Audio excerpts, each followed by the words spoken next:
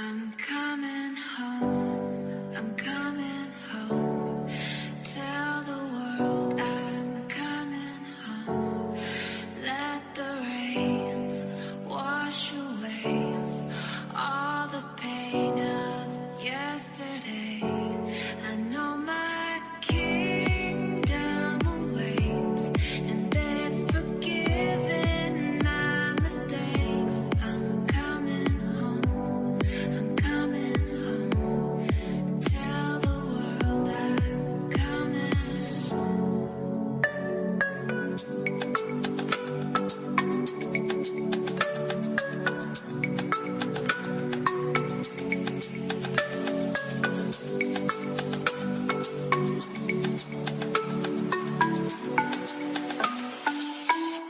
I'm coming home.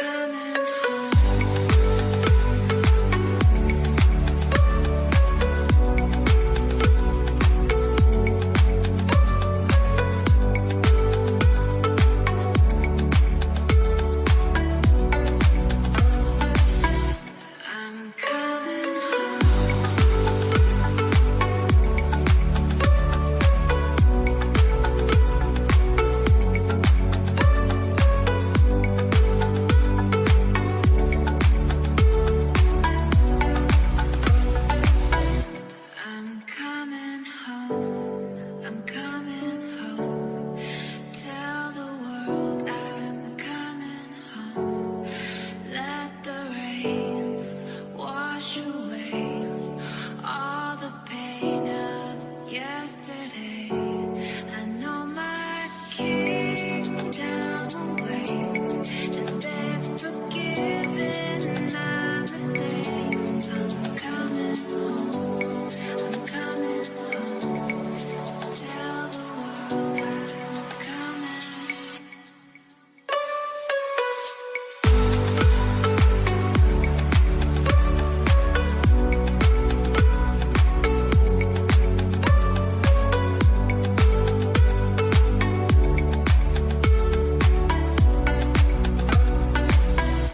I'm coming home.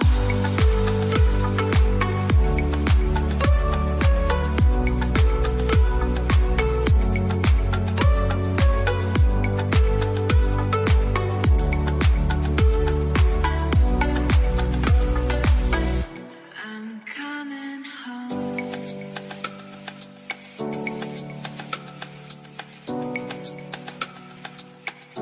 I'm coming home.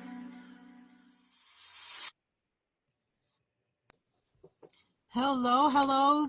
Welcome to Awakening Hearts. This is our pilot show. My name is Tess Vergara and I'm your host.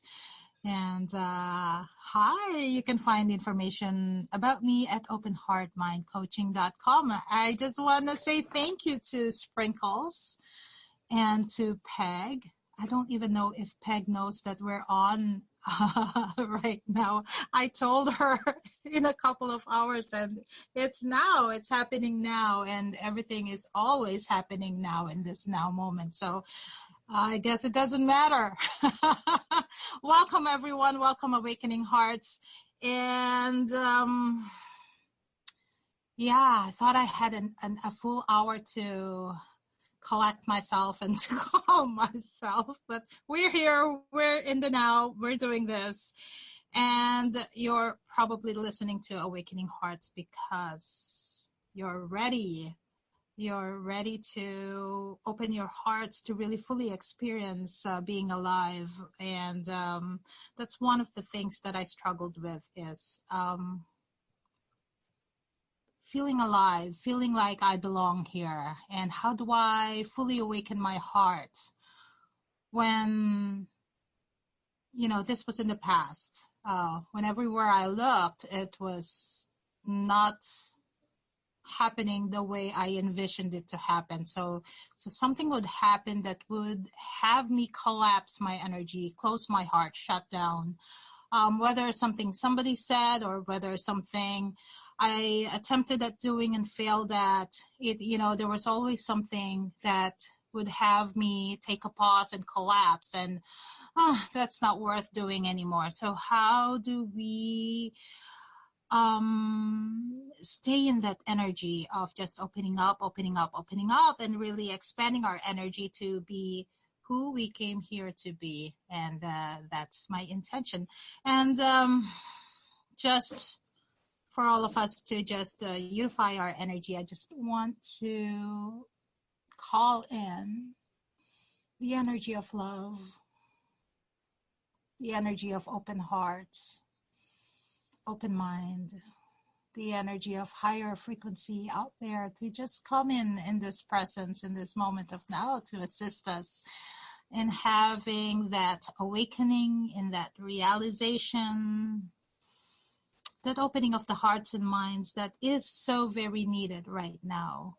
So we can not just survive in this world, but truly create a world that is in alignment with who we really are. You know, a lot of who we are got repressed and suppressed and told no, told it's not possible. And we've learned to just get by with the false masks that we were told to put on. And whether we realize that we have a mask on, that who we are functioning in the world is not the extent of who we are, is not all that we could be. When we realize that, you know, it's like, oh, who is this person?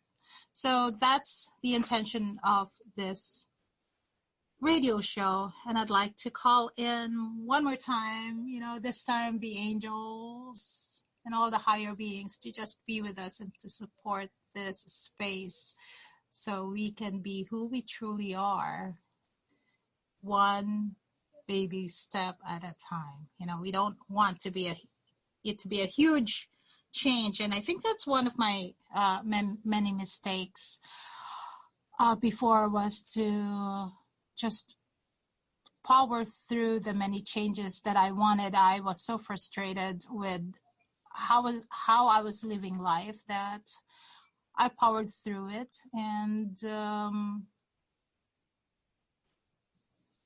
I'd like to encourage you not to do it that way, but to take baby steps to change.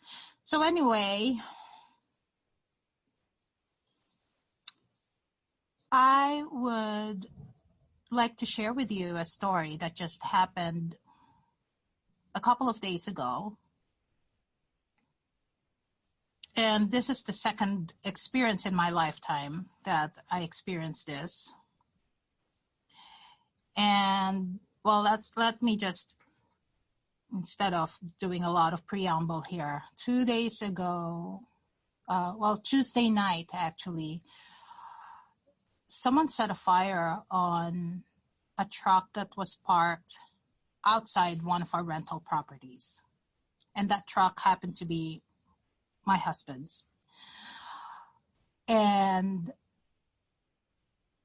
I was just at an event on Tuesday where I spoke about the 5 C's, the letter C, 5 C's to make happen what it is that we really truly desire in life. What is it that our soul is calling us to be, to do, to have? You know, what is it that we truly desire in our heart?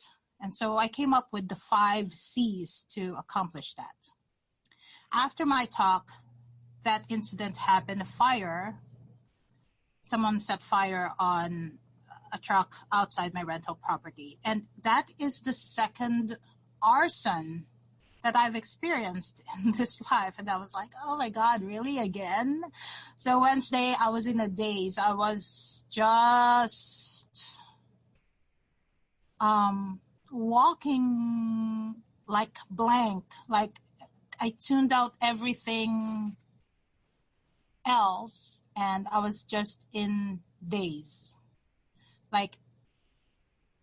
And all I could hear was my own voice from the night before talking about the 5 C's. So in 2009, wow, 9 years ago, and it was Easter Sunday that I got a call from the fire department in Duluth, Minnesota. And I live in Minneapolis, and so that's a 3-hour drive away. And to have heard that someone set fire and burned to the ground what would have been my vacation home after I retire, this beautiful it's an up and down duplex overlooking the water. Very little water. Very little water, but I could see the water from the upstairs. So, and this would have been our place that we go to whenever we go skiing up in Duluth. So I got a call on Easter Sunday in 2009 telling me that someone, well, I won't name names, but someone set fire on my house. And that was a very devastating experience for me. It was like the whole world turned its back on me. Like, why should something like this happen to me? But later on, the investigation process was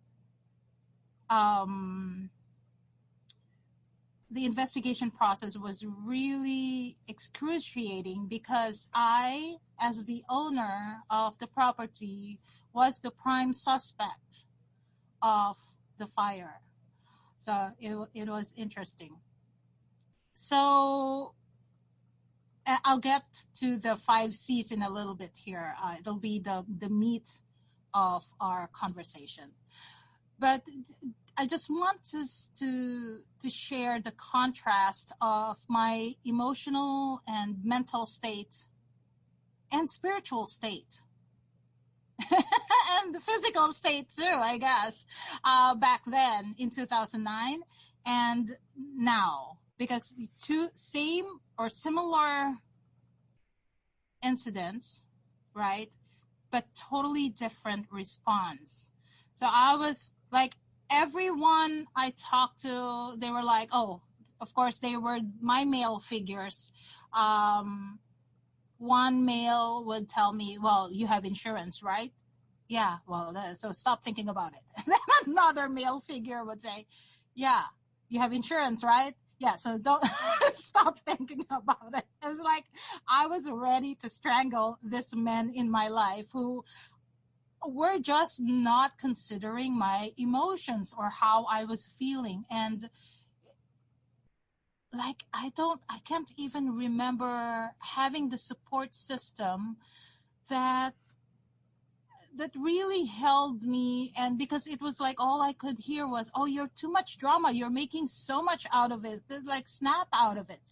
And then so that year, 2009, the gift of the fire, of the arson, and fire is all about transformation, right? The gift of it is my own transformation. It was my awakening moment. That year I was just hammered. The fire happened, and then my boss passed away 30th of June. He died of cancer. And then later on that year, I hurt myself skiing downhill. I hurt my knee. It was an ACL tear, and I was down for a couple of days. And it was like, okay, fine. Okay, I give up.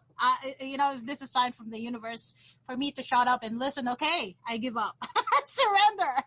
What is it am I supposed to learn here? So I realized I wasn't being loving to myself. I was giving everything of me away. So that's why I was so exhausted, so depleted. I was emotionally spent. I was spiritually spent. I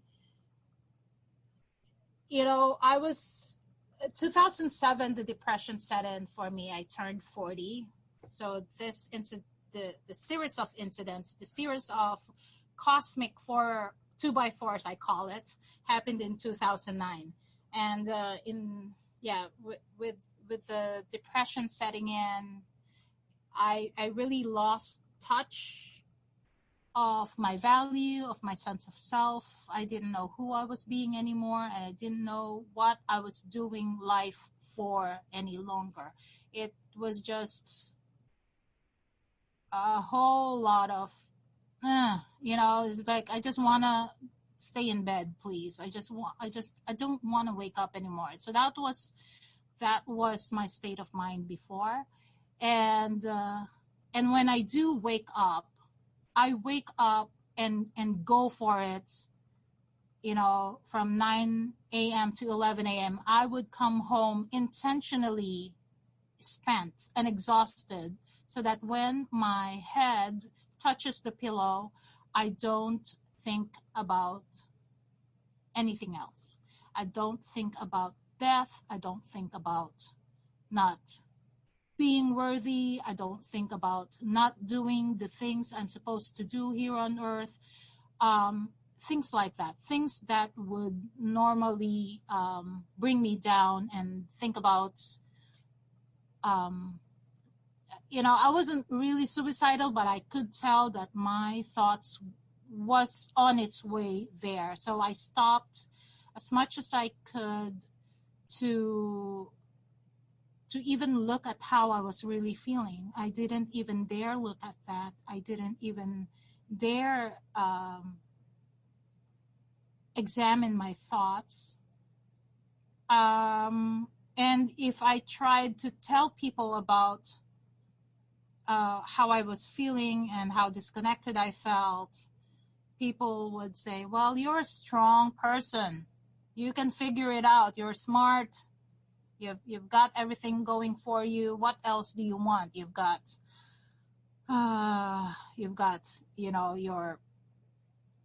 success. You've got a good job. You've got all these things going on for you. So on the outside appearance, my life was perfect, or someone else would want to have my life.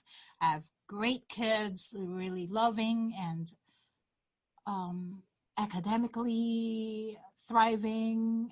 They've got everything going for, we all got a bright future ahead of us. But that's from the outside looking in. No one could really tell me what was going on inside of me. So that's pretty much a background story of that. And now this fire that just happened on Tuesday, it is Friday, so three days ago, it's a totally different response. And it was such a blessing that I heard myself talk about the 5 C's. And I'm going to walk you through that now. Since Sprinkles asked me, what are the 5 C's? Yes, the 5 C's are, first is choice.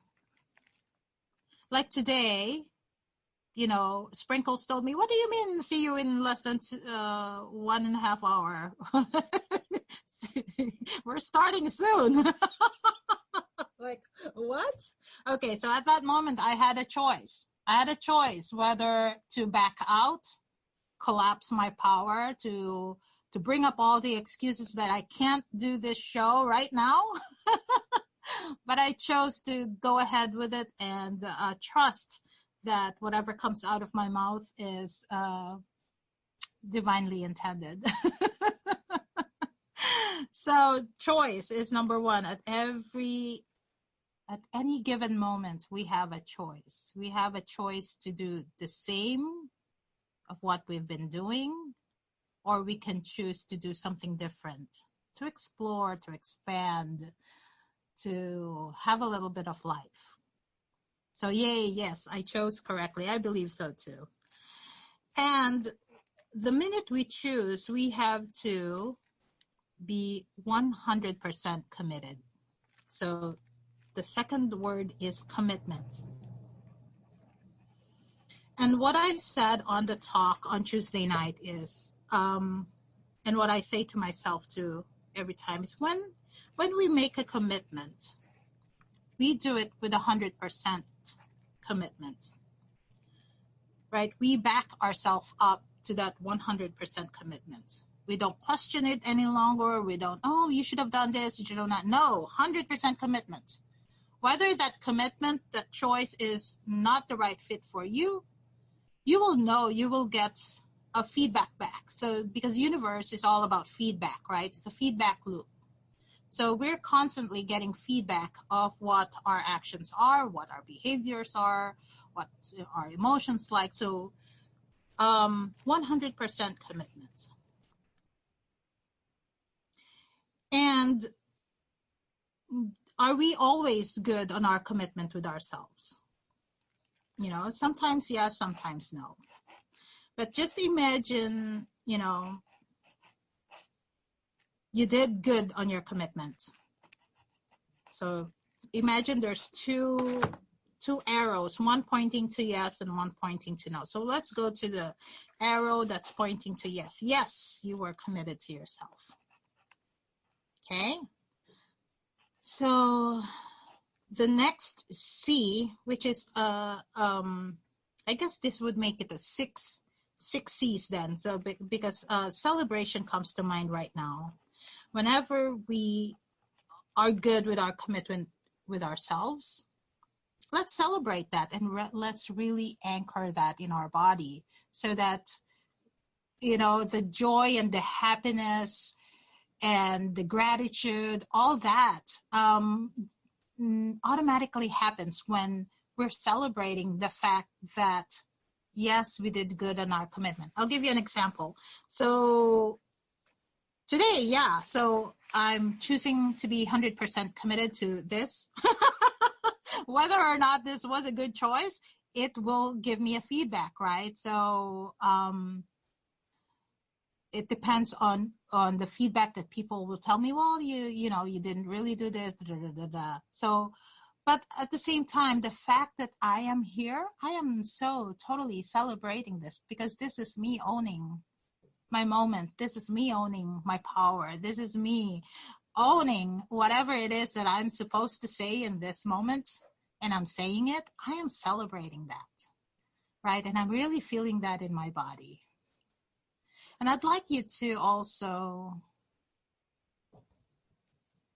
bring to mind all the many times that you made a commitment to yourself, to your goals, to your to-do list, and you actually did them. I just want you to remember how good it feels to actually complete something.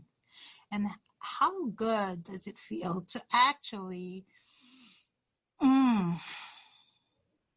feel that power that you can influence something, that you can actually create something out of nothing. Like,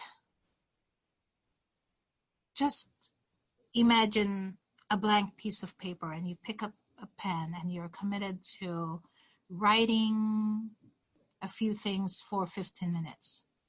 You know, you can see the product of your own creation. You can see how you're generating something from your own creative power, from your own action, from your own. So it's always something about influencing, creating, generating, right? So celebrate that. Now, we'll go to the other side of the arrow. And what if something happens that, you know, you didn't make good on your commitment? Like, I had clients on Wednesday that I totally zoned out on, that I couldn't even text them or message them or email them that, hey, you know, I just totally froze. You know, something about someone setting fire on your property. It's just like, I'm sorry, but This is the extent of what I can do right now. I will deal with, other things when I'm in a better state. So that was my conversation with my head. Again, I was actually listening. Like the tape that was looping on in my head was my talk the night before. And I'm going through that now, the 5 C's. So, okay, no, I didn't make good on my commitment. I actually flaked on a couple of clients. And one of them was new. The old conversation would have been, oh, Tess, you actually messed it up. Okay, so that's the voice of criticism. That's not one of the C's to embrace. That's one of the C's to replace. Okay, so voice of criticism, we are going to replace that with voice of compassion. So before, when I was in the depth of my depression, when I couldn't see the way out, it was the voice of criticism that was pervasive in my head, in my whole being. Oh, Tess, you messed up. How can you be so irresponsible? Didn't you know better? How can you do this to yourself? How can you do this to other people? How can you blah, blah, blah? Well, it was just one negative thing after another. And if I was feeling sad at the end of that conversation with myself, that voice of criticism, I would be ready to check out. Like, okay, I'm no good. I shouldn't be here any longer. I have no business being here. I'm just taking up space. I'm not contributing to da. It's not good. Right? So, voice of criticism, fire it. Tell it to go take a hike. You are no longer needed here. I don't need your criticism. What I need right now is a voice of compassion. Okay? So the voice of compassion was the voice that was guiding me on Wednesday after I saw the extent of the damage. It wasn't as bad. If I'm to count my blessing, it's not as bad as the fire in Duluth. It wasn't. It was, it burnt the truck to a crisp, and it touched a little bit of the garage, and the tenant's truck was also damaged a little bit. But I could count my blessing. And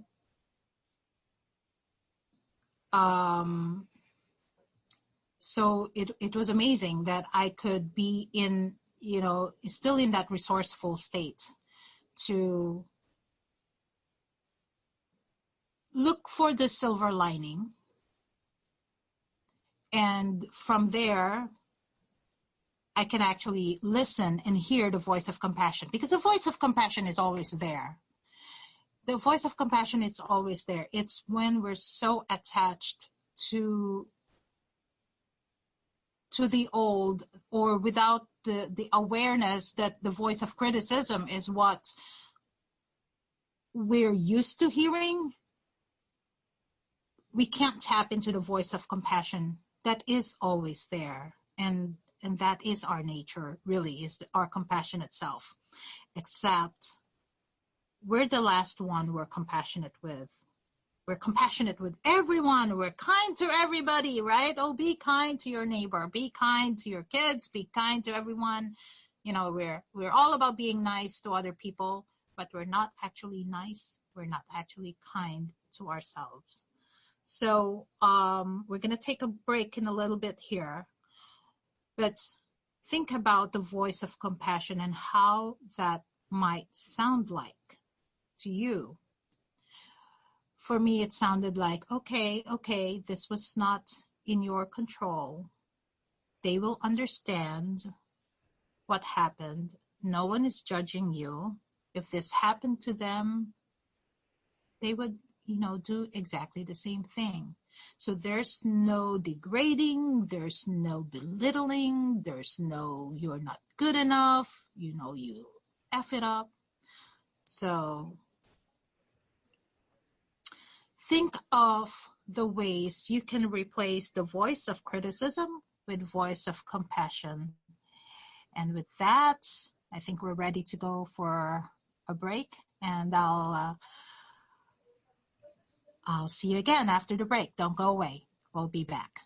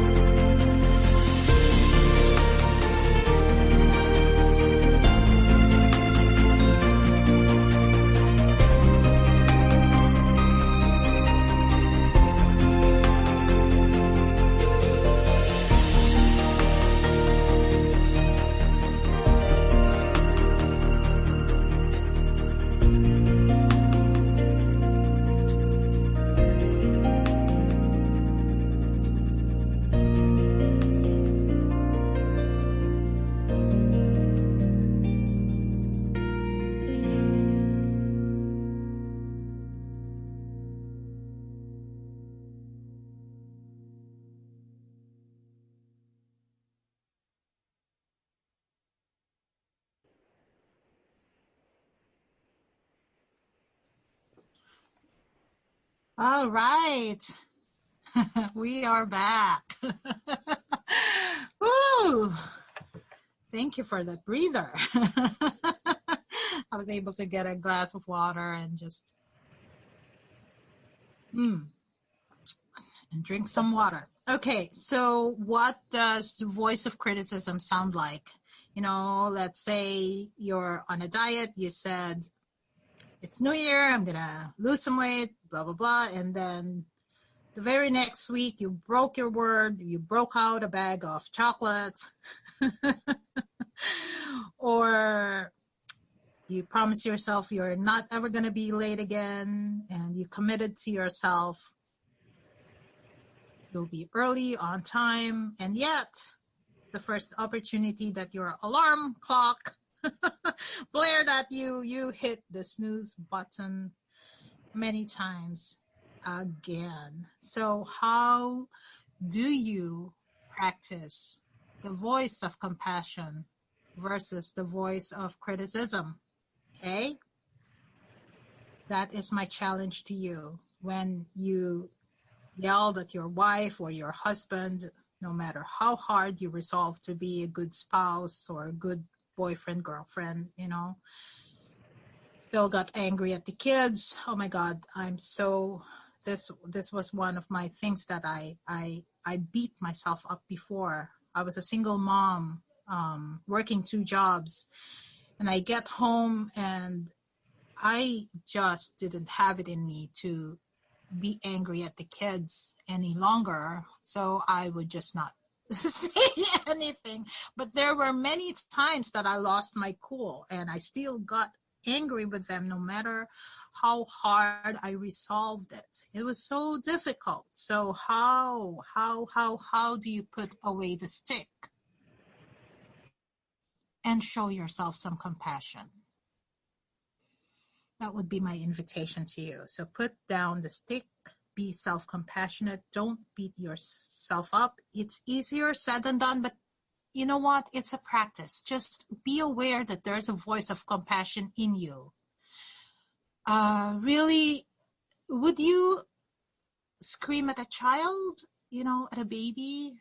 You wouldn't. So when you're in that situation, imagine yourself needing help. Imagine yourself very tender and fragile, and really practice self-compassion. It's baby steps. It's baby steps. It took me a few years to get here, to not beat myself up. And, who would have known that I would be talking on Tuesday night and then the very next day I would use my same talk to get myself, up on a higher vibration, on a higher state of mind, to calm myself down, and then to resourcefully connect with the clients that I bailed on, and just explain to them. I spoke the truth. I was honest with them. I was really honest with them. Hey, this is what happened, and they were very understanding, and everything worked out perfectly. And of course, I offered a few things to make it right. They got a few bonuses that wouldn't have been there, but it's okay. Anything to make it right. And that's compassion at work. And when compassion is at work, God is at work. God is at work. Divinity is in action. And divinity is always working through you, as you, and in you. All right, so we're ready for the third C. The third C, when you're compassionate with yourself, then it opens it up to curiosity. Oh, this is the fourth now. So the first C is choice. Second is commitment. Third is compassion. Fourth is curiosity. So once you're there, compassionate with yourself, you can then tap into curiosity. See, when we're in that negative state where we're listening to the criticism, the harshness of our own voice to ourselves, then we kind of live in the realm of guilt, worry, resentment, anger.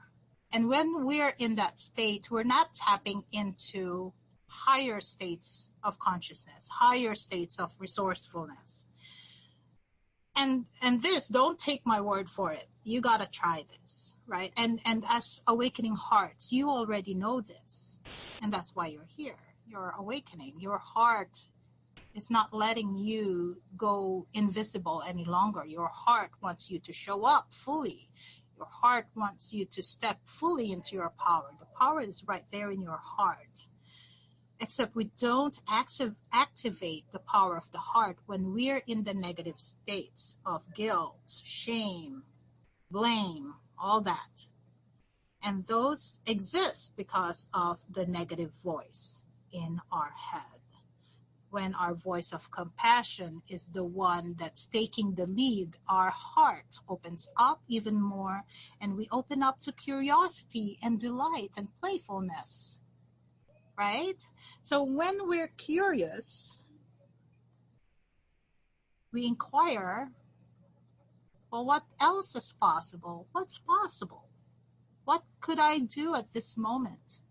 How can I make it right? Or how can I make it better? Or, there's power in questions too. So in this moment, how can I be the voice of divinity?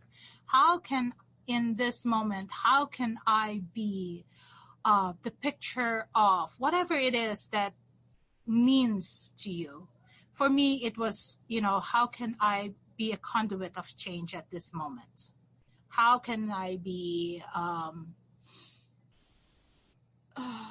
an awakener? It's always a tough job to be an awakener. People don't always respond in a nice way. They usually get triggered, and I'm usually right there. Either they like me and love me, or they hate me because I'm triggering change in them, right? And that's okay. That's okay. I've come to love that about me, that I'm an awakener, and you are too. That's why you're attracted to this show, to this radio show, because you're an awakener at heart.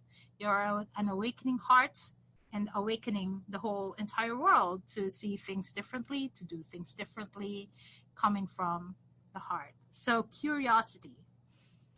Be curious, right? What else is possible? What else can you do? There's always a choice. Either stay the same, be miserable, stay in suffering, or be curious. What else is possible? What else am I being called to do? What else? Right? I was talking to a gentleman yesterday, and no matter what I said, he was defending why things were not working out for him. And I was like, really, I don't know what to tell you anymore, because I would say this, and you're defending that doesn't work, that doesn't work. Oh, what about this? Oh, no, that doesn't work. I already tried that. So he was committed to not changing. He was committed to defending why things are falling apart. And I was telling him, it's like, when we're driving, right? And it's snowy and slippery, and there's a lamppost. All we could look at is that lamppost. Oh, I'm gonna crash.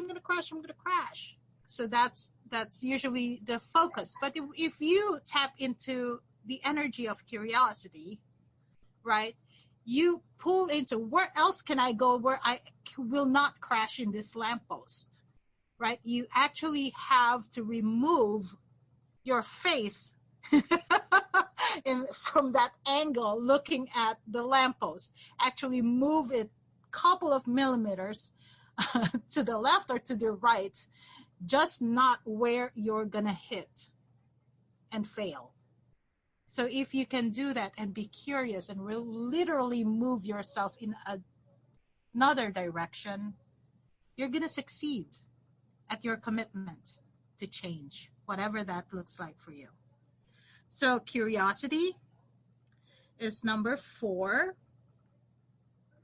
I'd love to hear your comments, insights about this. If you're bubbling up with things, I can relate to that. That totally resonates. Please email me at tess@openheartmindcoaching.com. And if you have questions, if you want me to break it down even more, those are the type of things I'd like to know, so that the next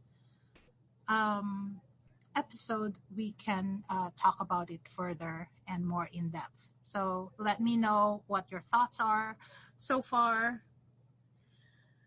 Okay, so yeah, quit fighting for your limitations. Quit defending your experience. Step into resourcefulness, step into curiosity, because that will actually pull you out of despair, pull you out of thinking, well, this is my fate. I guess this is the card I'm dealt with. I'm going to have to deal with it. No. Step into curiosity. What else is available for me? What am I not seeing? What opportunities are actually in front of me that I'm just not aware of?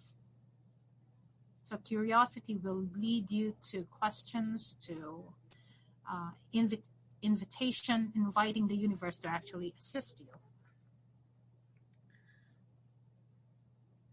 And that will tie you into your creativity. That is who you are. You're a creator. You didn't just come here to pay the bills and die. That's always a favorite of mine. You didn't come here to pay the bills and die. No, you are here to create that which you came here to do. What you came here to do, I don't know. You have to be curious to find out what that is. It's not, sometimes, well, not sometimes. I know this for a lot of my clients that work with me. It's so hard for them, and for me too. I really struggled with this, to disentangle, to detach, to move out of expectations and responsibilities that was assigned to us, to me. I'll just say it from my perspective and let me know if it resonates with you. Right? It was so difficult for me to not do what I was expected to do, which was to be obedient. I am obedient in a very different level. I am obedient to my soul's calling. So there's a difference between obedience when I was a child, when I'm supposed to do whatever people told me to do, whether it's my teacher or the priest or my mom or my dad or I'm fifth of 6 children. So I had to listen to sibling number 1, number 2, number 3, number 4, plus my parents, plus my aunts and uncles. We were an extended family. So obedience for me, had a very limited shelf life. And yeah, I think I saw myself more as a rebel, even though I didn't really rebel that much. I was no expiration date. I was obedient to a point where I got into trouble whenever I opened my mouth and spoke up. So it was really I would get pulled back and forth to opening up my mouth, to defending myself, to being obedient. Being obedient was really my default until something happened that I couldn't allow someone to make me wrong, especially if I knew in my heart I was not wrong. Right? But then for the sake of peace, what do we do for the sake of peace? We shut the hell up, right? We don't say anything. We swallow what it is instead of speaking our truth. So there are so many things, so many behaviors that happen that we kind of block our own creative power. And for me, I think in September, was it September, that all of a sudden I started doodling, drawing, sketching, painting. It was like I had a ton of things to do, but all I could do at that moment was to draw and paint and draw and paint. It was like, oh my God, I had to paint, I had to draw, I had to paint, I had to draw. And talking about, that voice of negativity, that voice of criticism, like I didn't care. Yeah, you can complain all you want there. Yeah, just go to the side where I cannot hear you. Yes, I have tons of things to do, but I'll get to them in time. This is what's coming to me at this moment. This is the energy, where energy is taking me right now, is to open up my creativity. And, and things just started expanding or happening. Things that I didn't imagine was possible before started opening up for me. because I surrendered to my creativity. There was a time 2017 was a really bizarre year, and I blogged about it, how even though I wasn't suicidal, I just wanted to check out, like, okay, I'm done here. I'm done. Like, this is really exhausting. Even though I have glimpses of bliss, I have glimpses of things going well in my life. It was like, well, if I'm the creator of my reality, can I just go? No. I learned that faith is about deciding, it's about making that choice. Again, we're back to choice number one. That really was, it's a choice to be here. And until I made that choice to be here and not just, have my mom and dad birth me, like, that was not my choice. It was not my choice to be here. I didn't ask to be born. No, I needed to come to that place of whatever, I'm already here. I'm choosing this. And the faith that I can have that choice no matter what. Without a reason. I don't need a reason. I don't even need to do anything for anybody for whatever reason. I don't need to please people any longer. I just need to be me, to choose to be here. And that opened up a whole lot of creativity and opportunities. And I hope you're getting what I'm trying to say. What I'm saying is, it opened my heart to a whole different level of possibility, to a whole different dimension of taking care of me, of integrity. Integrity, not in, oh, you should be honest about that. Da, da, da, da. No, it's integrity with your soul, what you came here to be. It's being in alignment with what your heart truly desires and honoring that. That's for me, that's awakening heart. Our heart's awakening to be what we came here to be the unique expression of whatever it is that we came here to be. There's no good, bad, right, or wrong any longer. Those are just constructs of the mind to keep us safe, to keep us not moving forward into that unknown, into that big unknown. But that unknown is where you need your curiosity. That unknown is where you need your creativity, because what? You are the one creating into that unknown. Okay? I hope that I'm making sense at all. So that's the 5 C's. And we'll add the 6th, which is the celebration. At any moment that you master yourself, at any moment that you mastered your thought, your emotion, you're able to change your behavior, even if it's just for a day. Celebrate it. Celebrate, celebrate, celebrate. Thank you, Sprinkles.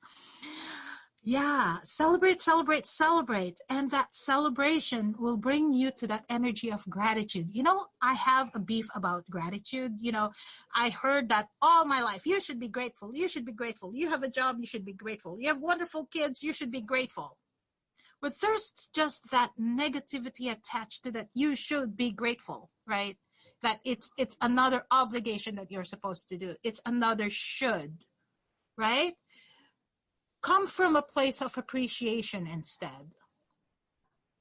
Then gratitude itself is no longer heavy and an obligatory thing, or not a band-aid, to do in order to make manifest, to follow the law of manifestation or the law of attraction. You should be grateful. The first thing, do is be grateful. No, come from a place of compassion first. I think that's the first step. Be compassionate with yourself. And when you tune into the curiosity and creativity, wow, gratitude you don't have to do. You just are. Yes, be humble too. It is very humbling to see, oh my God, I can actually do this. Oh my God, And oh my God, it's not just me who can do this. You can do it too. And that's so humbling that you and I are actually wanting the same thing, to be acknowledged, for that unique creator that we are. And you know what? God cannot do his work without us, right? So there's a merge happening with God and us. We cannot do anything without God, and God cannot do anything without us. True or true? So there's a merge happening when you tap into compassion. Well, with all the 5 C's, when you tap into the power of choice, when you tap into the power of commitment, when you tap into the power of compassion, curiosity, creativity, what you are creating, you are opening your hearts, and what you are creating is a merge between your divine aspect and your human aspect. Yes? And yay, let's celebrate that, right? I don't know about you, but I'm celebrating that I actually showed up today. This is actually fun. And I'm actually having having fun here. Even though I was shorted an hour to prepare, I guess, my universe is saying, you've been preparing all your life. Stop preparing. You have enough to say, you have enough to do. Just do it. Just be authentically you. And that would be my message for you too. Yeah. So open your hearts. You are awakening. You are here. You are loving life. Yes. Time to celebrate you, and time to just be who you are. Thank you, Sprinkles. Do you have questions, Sprinkle?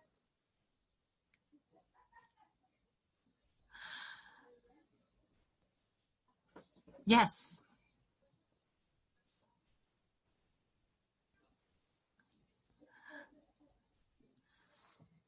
I'm just reading back. Yeah. Some are into deep sleep. Yeah, hopefully after this show, I would have woken up a lot of people who are in deep sleep. When applying the 5 C's, do we do it in order? If you just remember one of the 5 C's at any moment, I think it will totally change your life. Like if you remember compassion, if that's all you remember in any moment, oh my God, that will change the trajectory of your life. But if you're in a fork, you're in an indecision, a lot of my clients come to me because they're stuck, because they have forgotten they have a power of choice. If you can remember that you, at any moment of time, you have a choice. You have a choice to just stay here and just mess it up and whatever. That's a choice, and that's okay. Whatever your choice is, it's my choice to sleep in. That was my choice on Wednesday. I was tired. I immediately went into self-care mode. That was my choice. My choice was to mess up my calendar and just go to bed and take care of me. That was my choice, and I was 100% backed up to it. So if you remember any of these 5 C's, it doesn't matter the order, connect with your creativity, curiosity, compassion, commitment, choice. There, I did it in reverse. It still made sense. Yes? And we've got a minute left. Humility, you said be humble too. Just one word about humble, not false humility where you are denying your divinity, you are denying, there's no place any longer to play small. That's not humble. That is actually No, that's not humble at all. False humility is not humble at all. Let other knows who are listening where they can contact you. Yes, please email me at tess@openheartmindcoaching.com, and I'm going to type it in again. And it's been an honor and pleasure to be with you here today. Thank you so much for this opportunity. Thank you to Off the Cuff Radio for having me. God bless. I love you. Off the Cuff E-zine, an online magazine that is given out freely. The wide range of promotional is unlimited. We take pride in bringing it all together for you. And we recognize that it is hard to reach a lot of people by just having a website, or even those writers that do not have the means to advertise or have a website. This website will provide its free services of advertising and giving others a platform to share their experiences, skills, and abilities. For we believe that it is through others we learn not only of others but of ourselves as well. So, if you need a chat room to hold sessions, we can provide that with audio and video for classes, workshops, or just single sessions.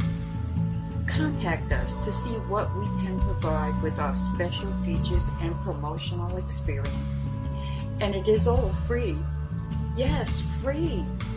Join us and meet other like-minded people, because that is what makes OTC the place to be. Off the Cuff E-zine.com